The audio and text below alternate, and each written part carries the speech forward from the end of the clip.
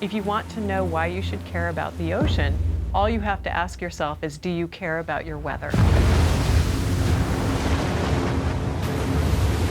A lot of the climate change, some of that is happening at higher latitudes first. What our moorings do is we're making measurements both in the atmosphere and in the ocean to see how changes in both the atmosphere and the ocean are related.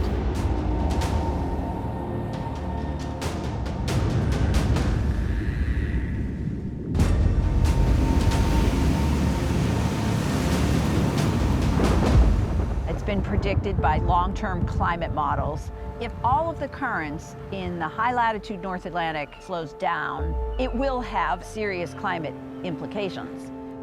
Our predictions of what will happen in the future have a certain amount of uncertainty.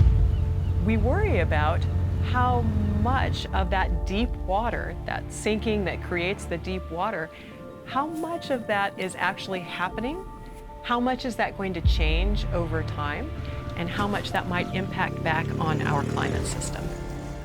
Scientists are the ones that are usually coming up with the big questions, but when it comes to implementation, there's a whole slew of people in different roles that make that happen. We're all blue-collar guys thrown into a science environment. Somebody has to build the equipment, deploy the equipment. Scientists come to the technicians with this big, grand idea.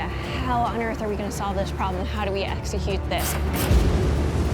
The goal of this expedition, we'll be putting all new moorings in, and we'll be picking up all of the old moorings, and also autonomous gliders. And these gliders do an incredible job of surviving out there through really tough conditions. This is all like solid metal, and with the seafloor pressure, it's just like completely pancaked the instrument. We are providing the components to hold this together. Basically, we fabricate the deep ocean and coastal moorings, hooks, blocks, lines, winches. Breaking 28,000 pounds. And I always thought it'd be great to work in the science field, but I didn't think it would be possible.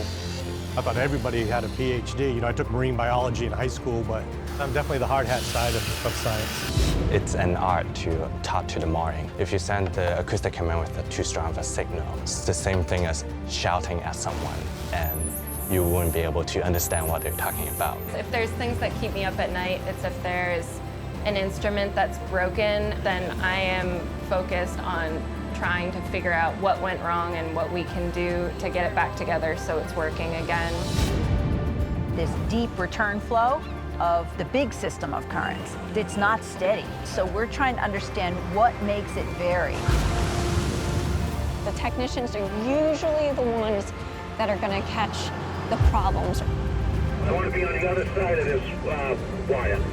Once we're loaded, myself or the chief mate will make sure to have the stability done, make sure we're not going to flip over, keep the dry side up, wet side down.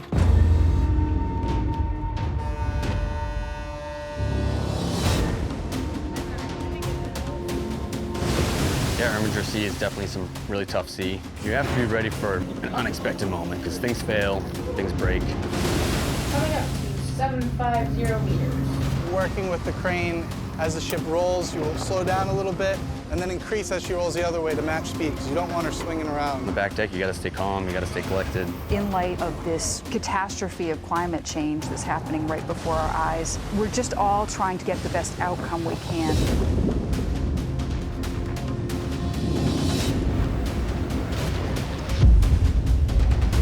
The blue-collar fields and science, they have to work together. Without one, the other just wouldn't be able to work.